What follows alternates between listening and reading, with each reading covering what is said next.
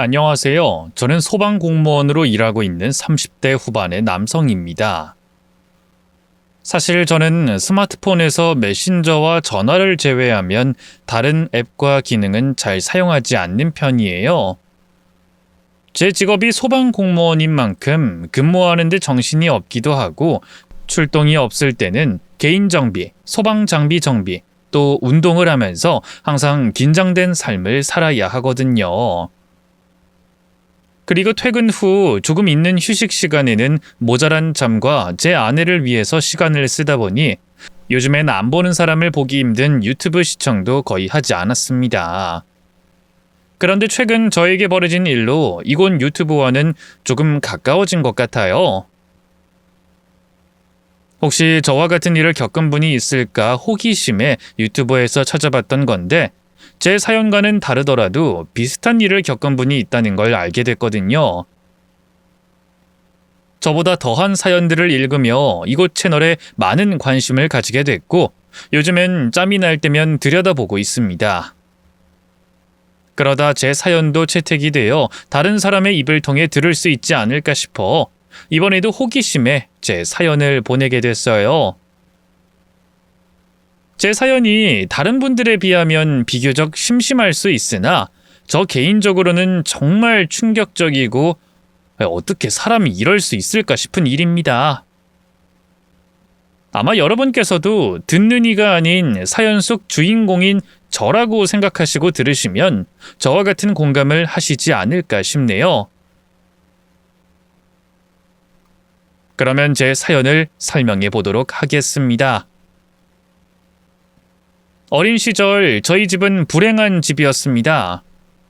너무나도 쉽게 폭력을 휘두르는 무자비한 아버지와 그런 아버지로부터 가정폭력을 당해야 했던 무기력한 어머니로 인해 저는 늘 눈치를 보며 부모님에게 의지하거나 기댈 수 없는 형편이었죠. 그래서 저는 폭력을 쓰는 아버지가 미웠고 그런 아버지에게 당하기만 하는 어머니가 가여웠습니다. 저 역시도 아버지에게 맞는 처지였지만 저보다 더 힘들어 보이는 어머니가 더 안타까웠어요. 그랬었기에 어느 날 어머니가 절 두고 집을 나갔을 때도 저는 어머니를 어떻게든 이해해 보려고 했었습니다. 언젠가 어머니가 절 다시 데리러 올 것이라 믿으며 어머니를 기다리고 있었죠. 하지만 어머니는 다시 돌아오지 않으셨고 저는 그런 어머니의 빈자리를 대신해 홀로 아버지의 폭력을 감당해야만 했습니다. 어머니가 집을 나간 일로 아버지는 화가 많이 나셨고 저는 그런 아버지의 화풀이 대상이 돼야 했거든요. 그럴 때마다 저는 늘 어머니 생각을 하며 버티곤 했습니다. 제가 매일 어머니를 생각하고 그리워하는 것처럼 어머니도 멀리서 절 걱정하고 생각하고 있을 테니 꼭 다시 만날 수 있을 거라고 말이죠. 그렇게 어머니가 집을 나가고 1년쯤 지난 어느 날, 저는 드디어 어머니를 다시 만날 수 있었습니다. 어머니가 외조부님과 함께 다시 집으로 찾아오셨거든요. 당시 초등학생 나이였던 저는 어머니를 다시 만나 너무나도 기뻤고 당연하게도 어머니가 저를 데리러 오신 줄만 알았습니다. 그래서 당장이라도 어머니를 따라 나갈 생각에 들떠 있었지만 외조모님과 어머니가 집으로 오신 이유는 다름 아닌 이혼 문제 때문이었어요. 어머니는 더 이상 폭력적인 아버지와 살 수 없다며 이혼을 요구하셨고 늘 어머니와 제 앞에선 윽박지르며 폭력적이었던 아버지는 다행히도 외조부님 앞에서는 별다른 대꾸 없이 묵묵히 계셨죠. 자네 어떻게 내 딸에게 그런 짓을 하나? 언제는 호강시켜주겠다며 그렇게 데려가더니 겨우 이러려고 내 딸 데려갔나? 아무튼 난 우리 딸의 자네랑 더 살게 할 수 없으니 이혼하게. 자네도 양심이 있으면 이혼 안 하겠다는 소린 못하겠지? 그렇게 부모님은 이혼하게 되셨고 저는 그 뒤로 어머니를 따라갈 수 있을 거라고 생각했어요. 하지만 1년 만에 다시 만난 어머니는 그 와중에도 제게 전혀 관심이 없으셨습니다. 엄마가 언젠가 절 데리러 올 줄 알았어요. 엄마, 그럼 나 이제 엄마 따라가도 돼요? 얘는 지금 무슨 소리 하는 거야? 내가 왜 너를 데려가? 넌 여기서 네 아빠랑 살아야지. 왜요? 나 엄마랑 같이 살고 싶은데. 엄마, 그동안 엄마 많이 보고 싶었어요. 계속 엄마 기다렸다고요. 아우, 진짜 얘가 왜 이렇게 귀찮게 굴어? 난 이 아빠랑 이혼할 거야. 근데 내가 너를 왜 데려가니? 다 큰 자식 데려가서 무슨 혹을 붙이고 살라고. 나는 너 키울 사정도 아니고 그럴 생각도 없으니까 괜히 나 쫓아나오지 말고 네 아빠랑 잘 살아. 너까지 내 발목 붙잡지 말라는 말이야. 처음부터 어머니는 저를 데려갈 생각이 없으셨던 겁니다. 그동안 어머니가 날 그리워하고 있을 거라고 생각했던 저는 저를 외면하는 어머니의 말에 큰 상처를 받아야 했습니다. 어떻게 이럴 수가 있는지 세상이 무너지는 기분이었죠. 그럼에도 폭력적인 아버지 밑에서 지낼 수 없었던 저는 어머니에게 매달리기 시작했어요. 제발 저 좀 데려가 주세요. 나도 아빠 무섭단 말이야. 엄마, 나 말 잘 들을게요. 밥도 조금만 먹고 속도 안 썩일게요. 엄마, 저 좀 살려주세요. 나야말로 살고 싶어. 내가 애 아빠한테 얼마나 당했는데 그 고생을 하고서 너까지 데려가야 되겠니? 어린 아들이 울고불고 매달리는데도 어머니는 눈 하나 깜짝하지 않고 절 두고 가버리셨고, 그렇게 저는 어머니에게 버려지며 그 후로도 계속 아버지 밑에서 고통을 받아야 했습니다. 그렇게 어머니에게 버림받고 아버지에게 학대당하던 제 유년 시절은 마치 지옥과도 같았죠. 그때 저는 벗어날 수 없는 불행에서 혼자 어떻게든 버텨내야만 했습니다. 저를 혼자 두고 간 어머니에 대한 배신감은 쉽게 지워지는 것이 아니었고, 저는 오랫동안 어머니를 원망하며 지내야 했어요. 그래도 그때는 아직 어려서 그런지 원망하면서도 동시에 어머니를 그리워하게 되더라고요. 그때는 아직 제게 엄마가 필요한 나이였으니 말입니다. 그래서 저는 어머니에게 사랑받는 다른 친구들을 부러워하며 마음 한편으로 늘 어머니를 그리워했습니다. 그러다 결국 고등학생이 되어서 어머니의 소식을 수소문에 찾아가게 됐죠. 그때는 어머니도 힘들어서 그러셨겠지만 이렇게 오랜 세월 떨어져 있다 보면 어머니도 조금은 절 그리워하지 않으실까 싶었거든요. 하지만 그건 역시 제 헛된 희망에 불과했습니다. 어머니, 저 정훈이에요. 저 알아보시겠어요? 너 뭐야? 네가 어디라고 여길 찾아와? 너 어떻게 알고 여기까지 찾아왔어? 어머니, 저 반갑지 않으세요? 그동안 저 안 보고 싶으셨어요? 전 어머니 많이 보고 싶었는데. 내가 너를 왜 보고 싶어 하니? 그때 마지막으로 보고 다신 보지 말자고 그렇게 말했는데. 아니, 내가 너 잊고 산 지가 언젠데 이제 와서 나를 찾아와? 이제야 겨우 사람처럼 살만하다 했더니 얘가 또 내 발목 잡으려고. 됐고, 난 너 안 보고 싶으니까 돌아가. 돌아가서 다신 찾아오지 마. 우리 앞으로 다신 보고 살지 말자.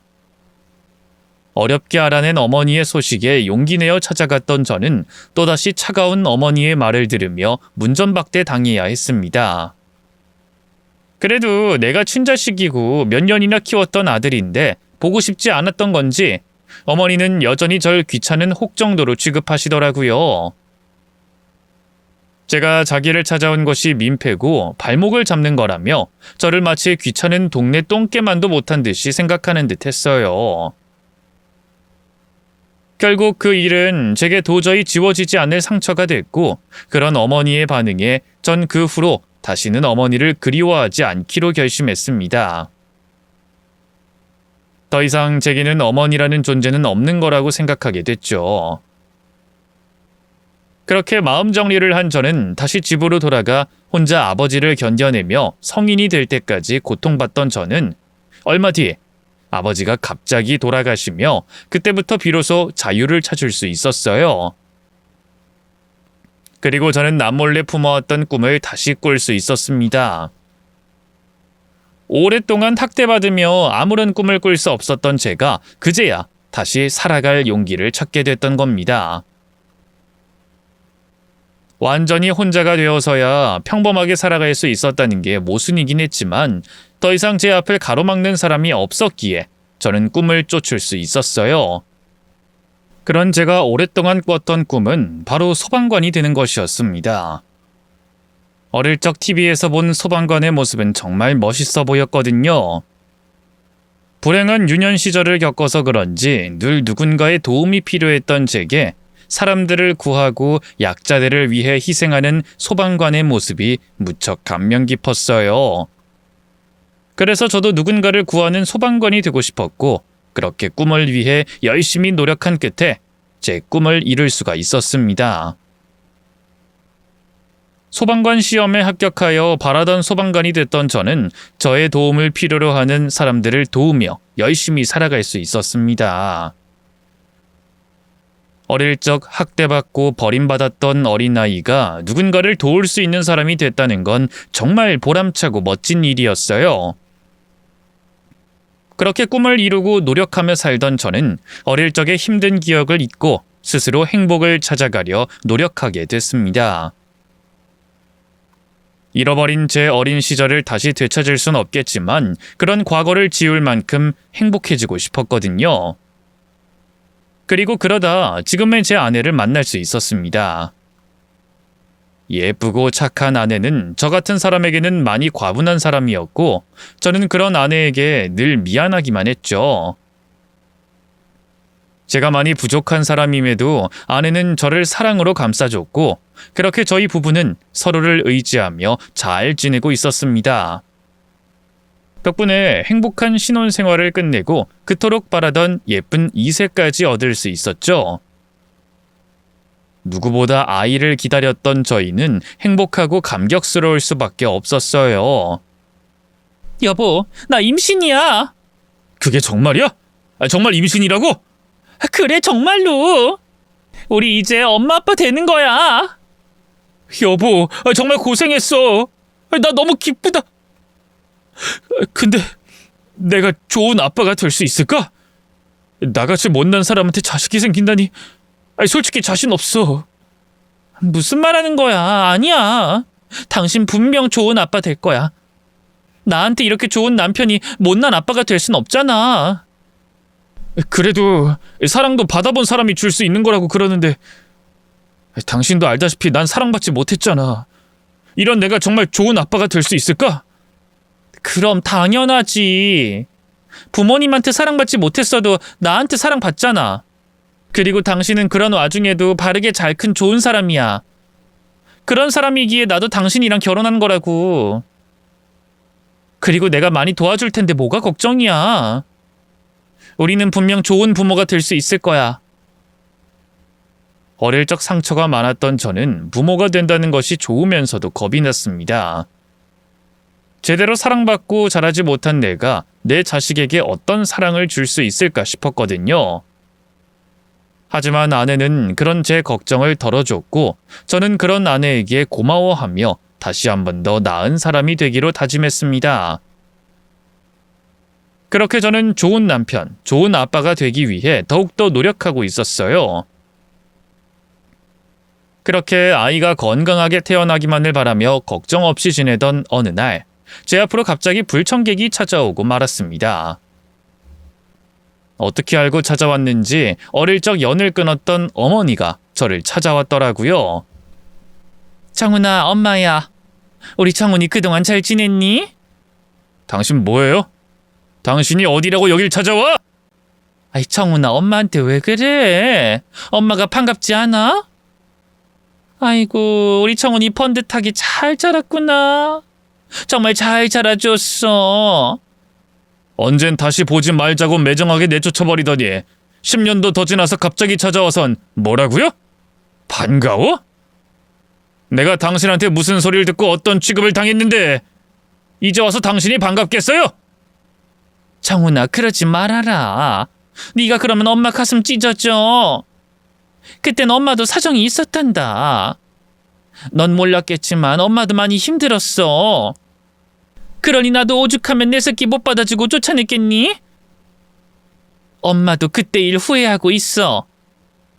당신이 뭘 어떻게 얼마나 힘들었을지 모르겠지만 난 당신 이해 못합니다. 아무리 힘들어도 자식 걱정 먼저 하는 게 보통 부모인데 당신은 나 힘든 건 생각해 봤어요?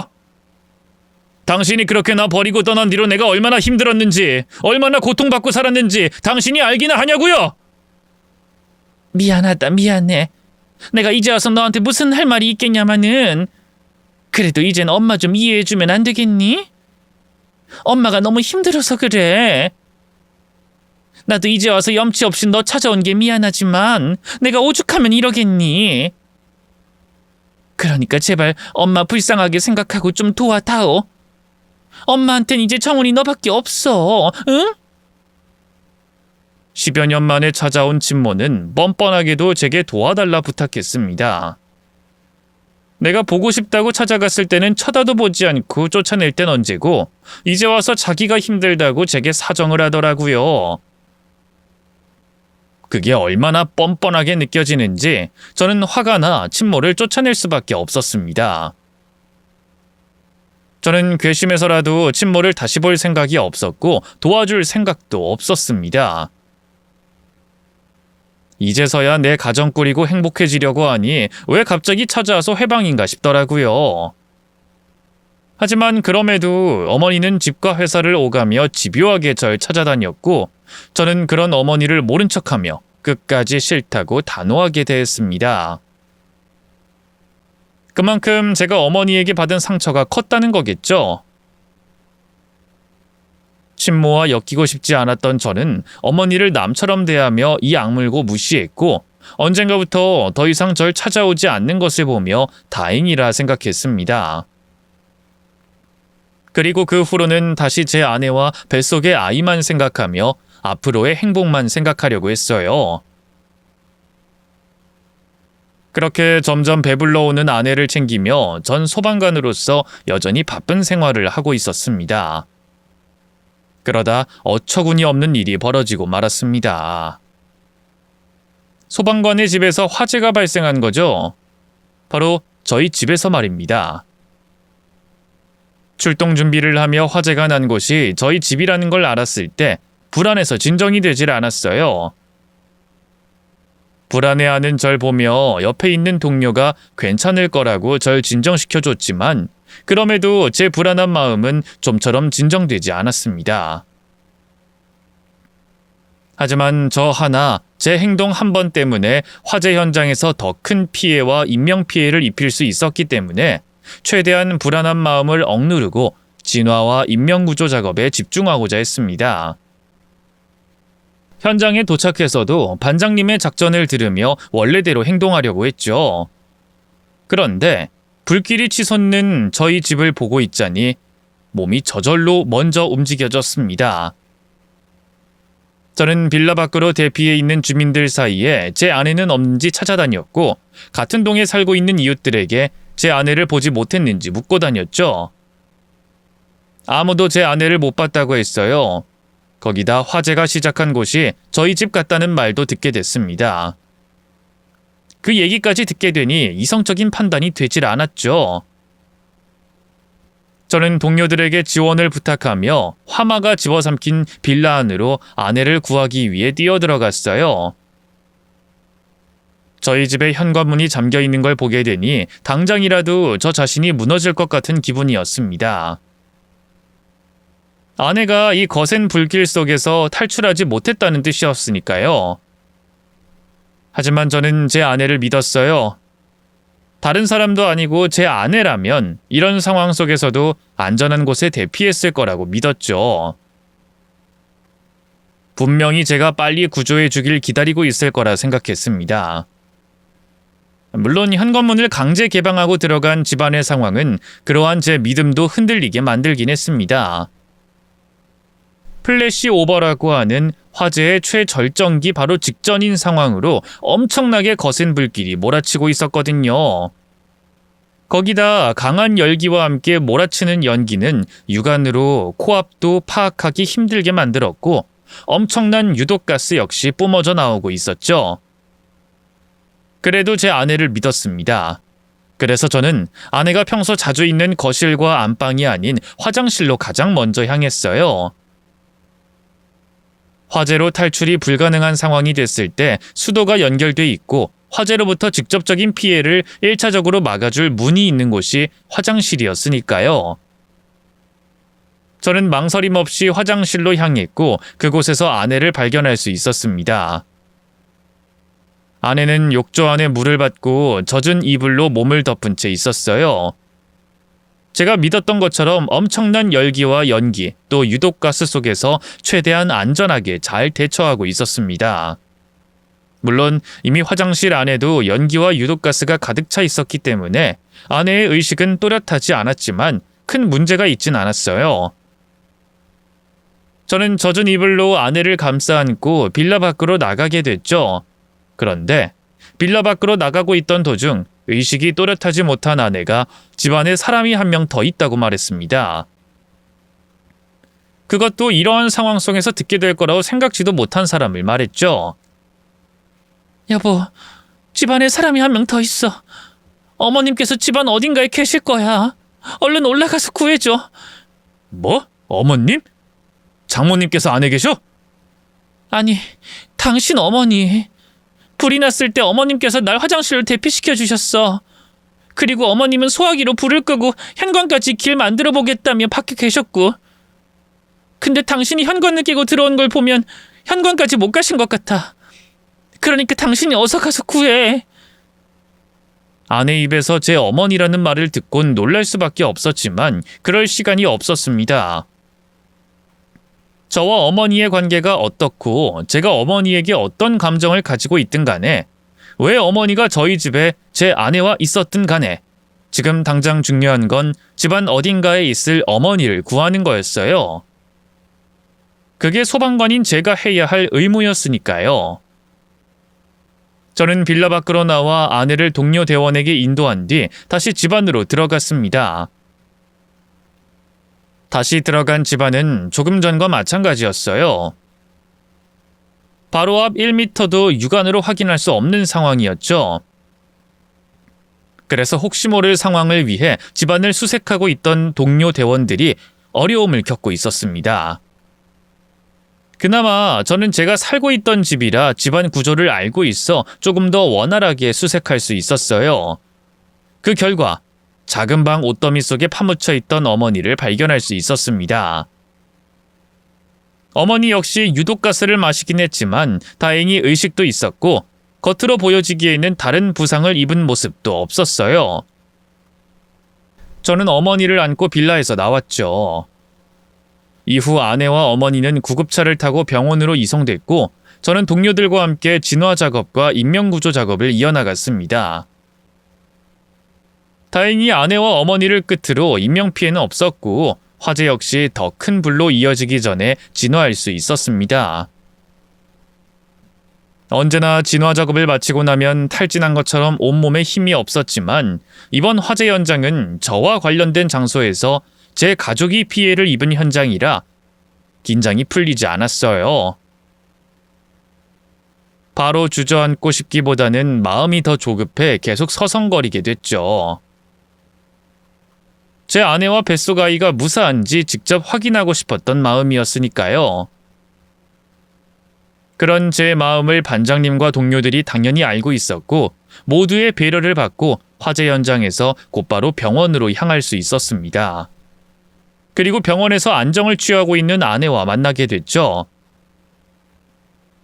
다행히 아내의 현명한 대처로 인해서 아내와 뱃속 아이 모두 아무런 문제가 없다는 얘기를 의사 선생님을 통해 들을 수 있었습니다. 정말 다행이라고 생각했고 그 이야기를 듣고 나서야 마지막까지 남아있던 긴장이 풀렸습니다. 그제야 어머니라는 존재가 왜 그때 저희 집에 있었는지 묻게 됐죠. 근데 그 여자가 왜 우리 집에 있었던 거야? 설마 당신 찾아와서 무슨 짓 했어? 이웃분들이 말씀하시기로 화재가 우리 집에서 시작된 것 같다고 하던데 설마 그 여자가 불낸 거야? 그 여자가 그런 거 맞아? 여보, 진정 좀 해. 그런 거 아니야. 아까도 내가 말했잖아. 어머님께서 날 화장실로 대피시켜 주셨다니까? 그럼 그 여자가 왜 우리 집에 있는데? 당신한테 무슨 볼 일이 있다고? 당신이 어머님 어떻게 생각하는지 알아. 근데 어머님, 당신이 생각하는 것처럼 그렇게 나쁜 분 아니셔. 오늘 나를 찾아오신 것도 당신이랑 잘 풀어보고 싶어서 나보고 설득 좀 해달라고 찾아오셨다가 우리 집에 불이 난 거 보고 나 구하러 오신 거라고. 뭐? 설득? 그리고 구하다니? 처음부터 같이 있었던 게 아니야? 아니야. 어머니께서 나 구한다고 외벽 타고 베란다 유리창 깬 다음 들어오셔서 날 대피시키신 거야. 우리 집에 불이 났을 때 난 잠들어 있었거든. 아내가 제게 해준 말은 놀라운 이야기였습니다. 우선 아내가 어머니와 처음 만나게 됐던 건 몇 주 전이었다고 했어요. 어머니가 저와의 오해를 풀고 싶다며 집을 찾아왔다고 했죠. 처음엔 아내도 제게 들었던 말이 있었고 제가 여전히 어머니에게 나쁜 감정을 가지고 있다는 걸 알아서 어머니가 말하는 내용은 흘려듣고 커피만 내줬다고 합니다.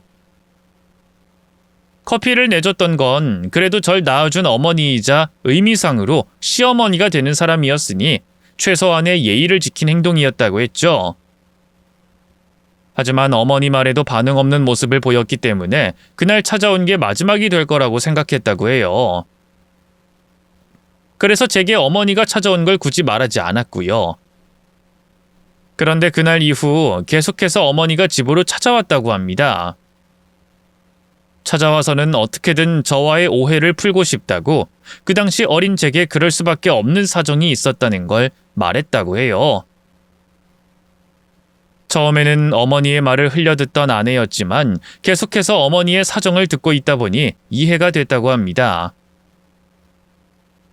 시간이 지날수록 제가 가지고 있는 어머니에 대한 오해를 풀어야 되겠다고 생각했고요. 그러다 보니 어머니와의 만남이 빈번해졌고 저희 집에 불이 난 날에도 어머니가 아내를 찾아왔던 거죠. 그런데 불이 났던 그때 아내가 하필 잠이 들어 탈출할 수 없었던 겁니다. 임신하고 난 뒤 유독 낮잠이 많아졌던 아내였거든요. 그러다 보니 불길이 제법 번졌을 때도 이를 알지 못하고 잠에 취해 있던 거예요. 불이 난 걸 알아차렸을 때는 이미 불길이 너무 거세 안방 밖으로 나갈 수 없는 상황이었고요. 그 상황을 밖에서 보게 된 어머니는 현관문으로 진입할 수 없다는 걸 알고 베란다가 있는 빌라 외벽을 탔다고 합니다. 아내는 베란다 유리창이 깨지는 소리와 함께 어머니가 나타났다고 했죠. 그리고는 그 거센 불길 속에서 아내를 화장실로 대피시키고 화재 속에서 탈출할 수 있게 현관문까지의 길을 진화하려고 했던 거라고 했어요. 저로선 놀라운 이야기였죠. 엄마가 그립고 필요했던, 어린 시절의 절 마지막까지 부정하던 엄마.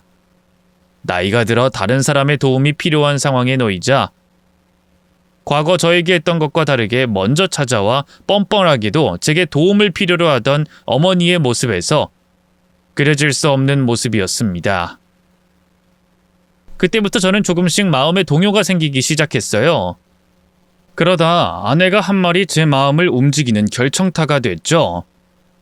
여보, 당신 어렸을 때 겪었던 일로만 어머님을 판단하지 마. 그때 그 당시 어머님 마음속에 또 그 상황이 어떤지는 당신이 모르잖아. 내가 여기서 다 얘기할 순 없지만 어머님 얘기를 들어보면 어린 당신을 외면할 수밖에 없던 사정이 있으셨어. 그리고 그때 당신에게 한 행동을 지금도 후회하고 미안해하시고. 여보, 어머님 나랑 우리 튼튼이 목숨 걸고 구해주신 분이야. 어머님 아니었으면 나랑 튼튼이 오늘 어떻게 됐을지 모른다고. 물론 그렇다고 당신이 어렸을 때 어머님께 받은 상처를 잊고 용서하라는 건 아닌데 어머님 입장에서 얘기를 들어보고 이해할 기회는 줄 수 있지 않을까 싶어. 어머님 어려운 사정인 거 당신도 알지? 우리 도움이 필요하신 분이야. 도움을 못 주더라도 당신이 용서하는 걸로도 마음의 짐을 놓으실 수 있는 분이라고. 이래도 안 되겠어? 나랑 우리 튼튼이 구해준 분이신데 도저히 안 되겠어? 아내 말이 맞다고 생각했어요. 어머니를 용서할 수 있을지 없을지 확신은 없었지만, 아니, 용서할 수 없다고 해도 아내와 제 아이를 구해준 어머니께 최소한 감사의 인사를 하고 다친 곳은 없는지 걱정은 해야 한다고 생각했죠. 그래서 그제야 저는 같은 병원으로 이송된 어머니께 찾아갔습니다. 그런데 어머니께서는 벌써 퇴원하셨다고 했어요. 의료진이 퇴원을 만료했다는데도 마치 도망가듯이 퇴원을 했다고 했죠. 아무래도 같은 병원으로 이송된 아내와 뱃속 아이의 상태를 확인하려고 찾아올 저 때문에 무리하게 퇴원하신 것 같았습니다. 저는 급히 응급실 밖으로 나와 어딘가에 있을 어머니를 찾아 나섰죠. 다행히 어머니께서는 병원에서 멀리 못 가셨어요. 전 어머니를 붙잡았습니다. 어머니, 병원에 더 계셔야 한다는데 왜 벌써 가세요? 혹시 저 때문에 퇴원하신 거예요? 이렇게 그냥 가시면 제가 뭐가 돼요? 아니다. 너 때문에 병원 나온 거 아니야. 병원에 오래 있어봤자 저거 맞아라 이거 검사 받아라 돈 나갈 때만 많아져서 나온 거야. 그리고 내가 내 몸은 제일 잘한다고. 문제도 없는데 병원에 계속 있어서 뭐하니? 그나저나 희진이는 괜찮은 거지? 애도 이상 없고. 네. 어머니 덕분에 아무 문제 없다고 해요. 아이고 잘됐다. 병원에 실려오면서도 희진이 걱정이 많았는데. 그럼 어서 들어가 봐. 검사 결과로는 몸이 괜찮다고 해도 많이 놀라서 몸이 아직 안 좋을 거야. 남편인 네가 옆에 있어야 마음의 안정도 찾고 그래야 뱃속에 있는 아이도 건강하지. 자, 가봐라. 자기는 걱정 말고 들어가 아내에게 가보라는 어머니의 말에 더 죄송했습니다. 거기다 건강엔 이상이 없다고 하지만 제 아내를 구하느라 화재 속에서 사투를 벌였던 탓에 엉망이 된 어머니의 모습을 보면 가슴까지 아파왔죠. 감사하다는 말로는 부족할 것 같았어요. 그래서 저는 순간 큰 결심을 했습니다. 어머니, 희진이 구해주신 것 정말 감사합니다. 조금 전에 희진이에게 오늘 있었던 일 다 듣게 됐어요. 어머니께서 위험을 무릅쓰고 희진이 구하러 와주신 얘기부터 저와 오해를 풀고 싶어서 찾아오신 이야기까지. 사실 아직도 어머니에게 받은 상처가 다 나았다고 어머니를 이해한다고 말할 순 없어요. 근데 어머니께 무슨 일이 있었는지 들어보고 그게 정말 오해라면 그 오해를 풀고 싶은 마음은 있어요. 그러니 이렇게 그냥 가지 마세요. 큰 사고 겪으셨는데 혼자 계시면 안 되죠. 저랑 희진이 처제네가 비어서 그 집에서 지낼 거거든요. 처제네가 지금 해외에서 지내고 있어서요. 그러니까 어머니께서도 짐 챙겨서 같이 지내요. 그러다 집이나 이런저런 거 다 정리되고 이사 가더라도 같이 지내고요. 그게 무슨 말이니? 같이 지내다니? 그러니까 그게... 제가 어머니 모시고 살겠다는 말이에요. 아니, 물론 어머니께 얘기를 들어보고 그게 이해할 수 있는 사정인지 또... 정훈아, 너 지금 나랑 같이 살자고 말하는 거니? 왜 또 우시고 그러세요? 고맙다, 정훈아. 말이라도 그렇게 해줘서 고마워. 나 같은 사람에게. 어머니는 자기를 걱정하고 같이 살자는 제 말에 감동했는지 눈물을 보이셨어요. 우시는 어머니를 보며 저는 왜 조금 더 일찍 다정한 말을 하지 못했나 싶었고요. 그렇게 제 아내와 아이를 목숨 걸고 화재로부터 구해준 어머니와 같이 살게 됐습니다. 그리고 어머니의 오해라고 하던 그 당시 그 사정에 대해서 들을 수 있었죠. 어머니께서는 자식인 절 가정폭력을 휘두르는 아버지 곁에 홀로 두고 또다시 만나 저를 부정하고 밀어냈던 것을 아버지에 대한 공포심과 경제적인 상황 때문이라고 했어요. 네 앞에서 이런 말 하는 게 엄마로서 자격이 없는 거지.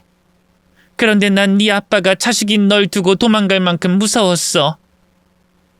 너도 알잖니? 네 아빠가 날 얼마나 무자비하게 때렸는지. 널 데리고 있으면 아마 죽을 때까지 쫓길 거라고 생각했단다. 그리고 도망갔다 잡혀오면 진짜 죽을 수도 있겠다 싶었지. 그래서 널 차마 데려갈 수 없었어.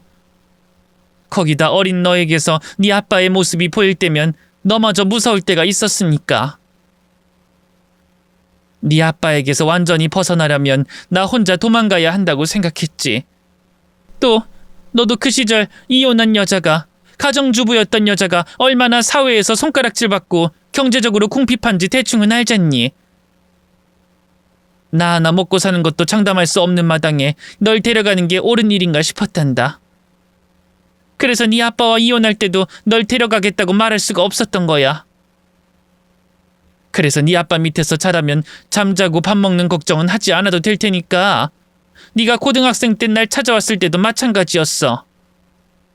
오랜만에 그렇게 그리고 그리던 자식을 봤는데 옷 한 벌, 신발 한 켤레 사줄 수 없는 내 형편이 너무 초라하고 못나서 널 밀어냈던 거야. 나 같은 존재는 너에게 있어봤자 부끄러운 존재가 될 테고 짐만 될 뿐이었으니까. 그 생각이 잘못됐다는 걸 그 뒤에는 알게 됐고. 어머니가 말한 사정과 오해는 제게 그다지 와닿진 않았습니다. 사실 더 정확하게 표현하자면 어머니가 한 이야기 들어도 절 버리고 밀어낸 게 이해되지 않았어요. 아버지가 정상적인 사람이라면 절 학대한다는 걸 몰랐다면 어머니를 이해했겠지만 어머니가 없는 목까지 제가 맞아야 한다는 걸, 또 맞고 있다는 걸 알았고 봤던 어머니가 할 말은 아니라고 생각했죠. 하지만 그때 어머니의 그런 변명도 이해하려고 했습니다. 어머니는 그때 그 상황이 자식을 버리고 밀어낼 만큼 힘든 상황이겠거니 생각하려고 했죠. 그렇게 생각하려던 이유는 어머니께서 보여준 용기와 희생 때문이었어요. 제 아내와 뱃속 아이를 구한 그 행동 덕분에 이미 전 어머니를 용서하고 있었죠. 하지만 30년 넘게 어머니를 미워하던 제가 어머니를 용서했다고 해서 금방 다가갈 수는 없었습니다. 행동하는 거나 제 마음속으로나 아직은 어머니와 같이 지내는 게 어색했죠. 어떨 때는 후회한 적도 있었어요. 가깝게는 지내도 같이 사는 건 조금 오버하는 거 아닐까 생각했죠. 그러다 제 생각이 바뀌는 일이 있었습니다. 당직 근무를 마치고 점심시간이 됐을 쯤에 집으로 돌아왔는데 어머니가 이상한 행동을 하고 있더라고요.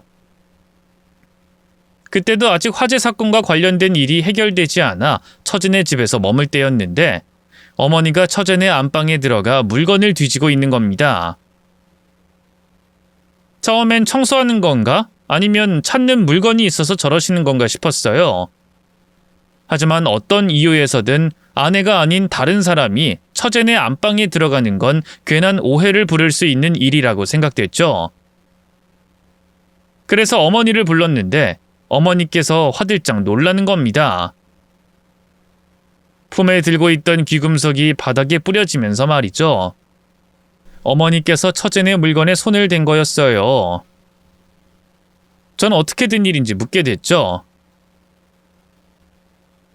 어머니, 지금 뭐 하시는 거세요? 바닥에 있는 물건들 전부 저희 처제네 물건 아니에요? 이거 전부 귀금속들인데. 아, 그게... 아니, 내가 뭘 좀 찾다가 발견했는데 너무 예뻐 보여서 잠깐 착용해봤어. 네가 생각하는 그런 거 아니야. 잠시만요. 죄송한데 어머니 주머니에 있는 거 뭔지 좀 꺼내보세요. 어? 아니 주머니는 왜... 어머... 이게 왜 주머니에 있니? 내가 다른 거랑 착각해서 넣었나 보다. 정훈아, 정말 네가 생각하는 그런 거 아니야. 어머니가 거짓말한다는 걸 모를 수 없었습니다. 집안에 아무도 없다는 걸 알고 처제네가 해외에 있어 물건이 없어진 걸 한참 뒤에는 알게 될 거라는 걸 알고 도둑질했다는 건 누구나 알 수 있던 상황이었죠. 어머니의 외도를 의심해야 했고 화가 나야 하는 상황이었지만 저는 반대로 어머니가 안타까웠습니다. 제가 어머니의 지난 어려웠다는 사정을 너무 가볍게 생각한 건 아닐까 싶었어요.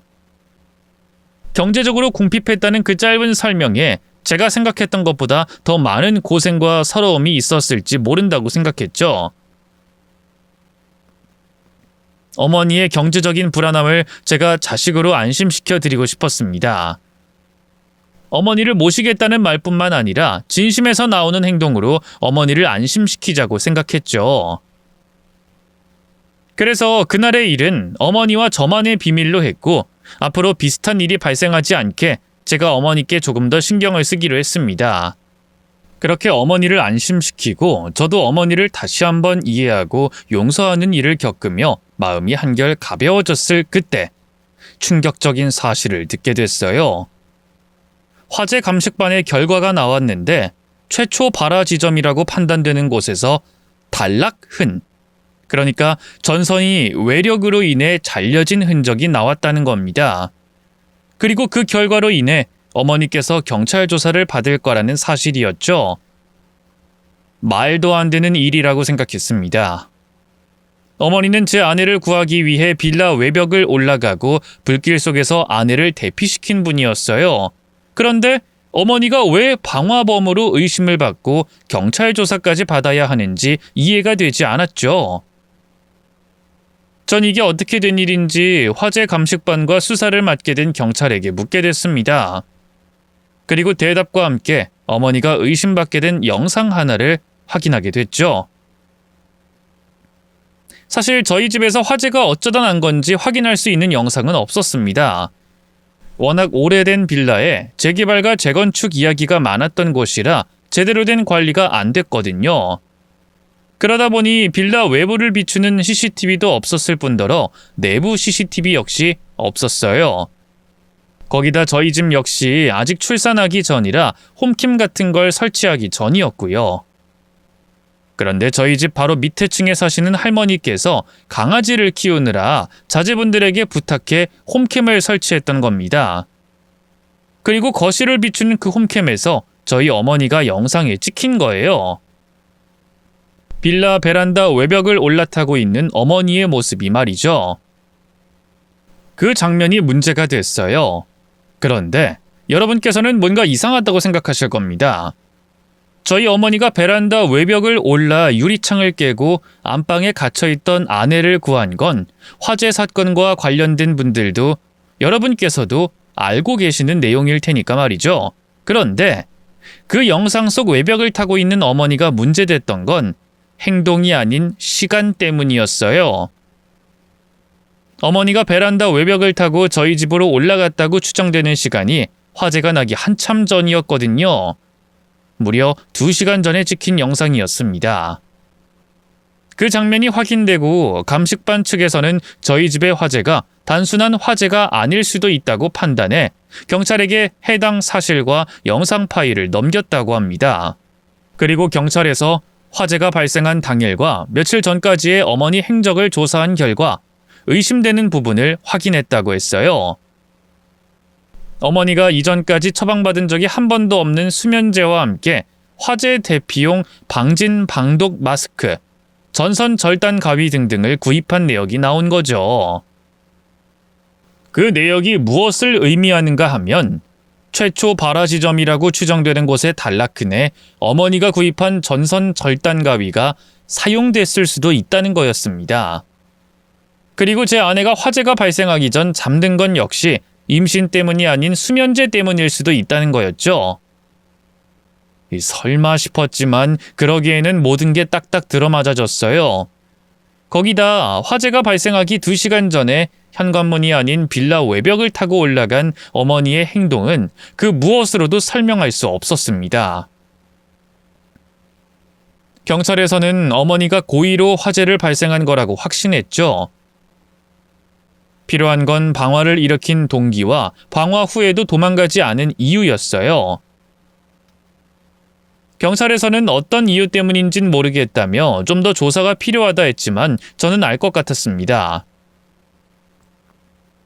지난번 화재로 어머니가 얻게 된 걸 생각하면 너무나도 쉽게 그 이유와 동기가 나왔거든요.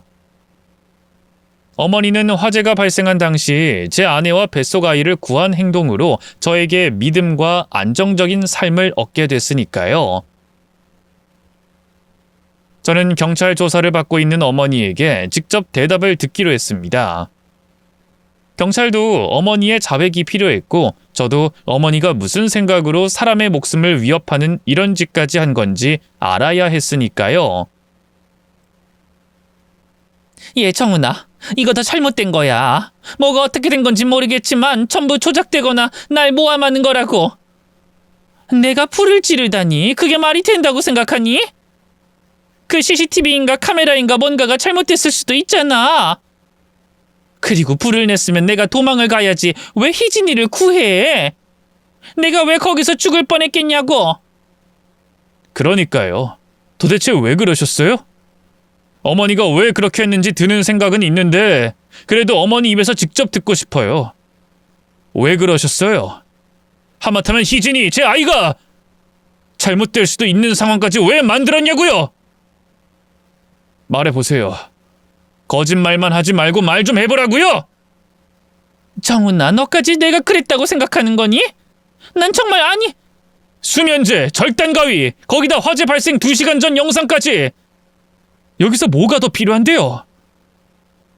제가 우리 집에 불이 난 날 그 사건을 재구성해볼까요? 어머닌 제 아내에게 오해를 풀어달라고 부탁하는 척하면서 저희 집 주변을 살펴봤겠죠. CCTV가 어디 있는지, 유동인구가 가장 적은 시간대는 언젠지. 그러다 CCTV가 없다는 것과 오래된 빌라라 낮에 사람이 별로 없다는 것도 아셨을 거예요. 거기다 제 아내가 임신했으니 수면제를 타서 먹이더라도 평소보다 조금 더 졸린 거라고. 그게 이상한 일은 아닐 거라고 생각할 거라는 걸 알았겠죠. 그때부터 어머닌 계획을 세우셨을 겁니다. 저희 집에 불을 낼 그 계획을. 화재가 나기 2시간 전 각 층의 베란다와 가스관을 타고 저희 집까지 올라갔을 거고 오래되어 잘 닫히지 않은 창문을 열고 안으로 들어오셨을 거예요. 그리고 아내가 마시는 컵에 수면제를 탔겠죠. 아내가 그 물이 든 음료든 다 마시고 잠들 때까지 기다렸다 가지고 온 전선 절단 가위와 절연 장갑을 이용해 불을 냈을 거고요. 그리고 또 다른 것들과 같이 챙겨온 마스크를 착용하고 기다렸을 겁니다. 불길이 거세질 때까지 임신한 제 아내가 혼자선 탈출하지 못할 때까지 말이죠. 그러다 아내가 깨어나고 안방문을 열고 나갈 수 없었을 때 어머니께서 나타나신 거예요. 며느리와 배석 손주를 위해서라면 어떤 위험도 감수할 수 있는 시어머니의 모습으로 말이죠. 그런데 더 극적인 상황이 필요했을 테니 제 아내를 화장실에 대피시켜 놓고 다시 산소 마스크를 착용한 채 저 또는 다른 대원이 도착할 때까지 기다리신 거예요. 구조된 이후에는 자식의 행복 이외에 아무것도 바라는 것 없는 어머니의 모습으로 연기하면 됐고요. 제 추론이 틀렸나요? 정훈아. 그만하세요! 이미 증거란 증거는 다 나왔어요. 제가 들어온 것도 어머니의 범행 동기와 제 아내를 구한 이유를 어머니 입을 통해 확인하고 싶을 뿐이에요. 그러니 솔직하게 말하세요. 이미 어머니와 제 관계는 끝났으니까! 제 입에서 모자 관계가 끝이라는 말과 모든 증거가 있다는 말을 들은 어머니는 고개를 푹 숙였습니다. 그리곤 바로 조금 전과 억울하다는 표정과 전혀 다른 얼굴을 하고 절 노려봤어요. 누굴 닮았는지 아주 똑똑하네. 네 아비는 사람을 패는 것 빼고 머리 쓰는 법을 몰랐는데 그런 걸 보면 날 닮았나 봐? 그래, 네 말이 맞아. 내가 불냈다. 내가 냈어. 네가 하도 날 무시하고 도와줄 생각 안 하길래 이렇게까지 하면 날 엄마로 받아들이겠지 싶어서 했어. 그런데 그 망할 CCTV인가 카메라가 있을 줄은 몰랐네. 이럴 줄 알았으면 그 고생하지 말고 대놓고 불 지른 다음 모르쇠로 나올 걸 그랬다. 너 처 구하려고 애쓴 엄마로 연기할 걸 그랬어. 그리고 널 옆에서 위로했으면 그때도 넌 날 엄마로 받아들여 줬을 텐데. 당신이 그러고도 인간이야? 사람 목숨이 장난감인 줄 알아? 그때 누구 하나 잘못되기라도 했으면 어쩌려고 했어? 그리고 엄마? 엄마가 아니라 돈이 필요했겠지. 애초에 날 찾아온 것도 늙어서 기댈 곳 없으니까 비벼보려고 찾아온 거 아니야? 그래서 뭐 어쩌라고? 그거 실패해서 이렇게 경찰서에 잡혀온 거 아니야? 네 말대로 됐고 네 처나 애도 다치지 않았는데 왜 내 앞에서 와서 사람 약을 올려? 네가 내 계획과 속을 알게 된 순간 나도 너 필요 없어. 이제 빼먹지도 못하는데 너랑 봐서 뭐하니? 야, 나가. 나가라고! 정말 어이가 없었습니다. 범죄자가 자기 저지른 범죄를 말하고 그렇게 당당할 수가 없더라고요. 말문이 막혔고 이런 여자를 어머니라 생각하고 연민을 느꼈던 것에 후회했습니다. 그리고 알려주고 싶었어요. 이번 일에 대해 남은 평생을 후회하게 될 거라는 걸 말이죠. 당신 이번 일 저지른 걸 아주 크게 후회할 거야. 징역? 그건 힘든 것도 아닐걸. 당신이 저지른 방화라는 것도 알았고 그에 대한 증거도 있으니 당신 고소할 거야. 친족 상도를 믿고 당당하게 나오나 본데 고소는 내가 아니라 당신 때문에 피해본 이웃집들이 당신에게 고소할 거라고. 그러니까 교도소에 들어가는 걸 다행으로 여겨. 진짜 지옥은 당신이 교도소에서 나오고 시작될 테니까. 어디 돈에 짓눌려서 살아보라고. 어머니라는 사람은 그 일을 단순히 저와 자신 둘만의 일이라고 생각했나 봐요. 제가 화재로 피해본 이웃집 이야기를 꺼내니 얼굴에 핏기가 싹 사라졌죠. 그 얼굴을 보며 하고 싶은 말은 많았지만 더 이상 그 여자와 볼 일은 없었습니다. 아니, 보고 싶지 않았죠. 저는 경찰서를 나왔고 이후 방화범인 여자와 제 유대관계가 30년 넘게 끊어졌다는 걸 증명할 증거를 모았습니다. 그래야 이번 화재가 저희와는 관련이 없고 저희 역시 피해자라는 것과 함께 피해를 본 사람들에게 여자를 고소할 수 있는 명목을 만들 수 있었으니까요. 그 결과 제 어머니라는 여자는 억대의 손해배상 판결을 받게 됐고 방화로 인한 살인미수로 징역을 살게 됐습니다. 물론 살인미수라는 유죄 판결에 비해 형은 5년밖에 안 됐지만 제가 말했던 것처럼 진정한 벌은 교도소를 나왔을 때 받게 될 거라 적은 형량에 아쉽진 않았어요. 오히려 하루라도 빨리 형을 살고 나와 돈에 쫓기는 지옥 같은 삶을 보내길 바랬습니다. 그건 지금도 마찬가지예요. 그런 사람은 오히려 먹여주고 재워주고 걱정을 덜어주는 교도소가 편하다는 걸 알고 있으니까요. 제 바람이 이뤄지는 건 얼마 남지 않았으니 천천히 그날을 기다리려고 합니다. 이렇게 저는 절 낳아준 어머니라는 존재에게 2번, 3번, 4번 버려지게 됐습니다. 그런데 기분은 오히려 더 홀가분했어요. 더 이상 어머니라는 사람에게 혹시나 또는 무슨 사연이 있을까라는 새끼 손톱만큼의 기대도 하지 않아도 됐으니까 말이죠. 거기다 저에게는 절 가장 이해해주고 사랑해주는 제 아내와 제 아들이 있기 때문에 더 이상 다른 존재가 필요하지 않습니다. 이제 제 사람이라고 생각하는 제 가족과 제 지인들을 잘 챙기면서 살아가려고 해요. 제게 상처 주지 않을 사람들과 함께 말이죠. 분하고 화가 나는 제 사연은 여기까지입니다. 그런데 너무 울분을 토하지 마세요. 제가 말씀드렸듯이 그 여자에겐 곧 지옥 같은 하루하루가 펼쳐질 테니 말이죠.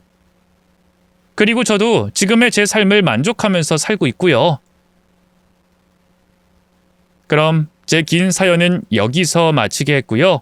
다들 건강하시고 행복하시길, 그리고 항상 사람 조심하시길 바라겠습니다. 그럼 안녕히 계세요.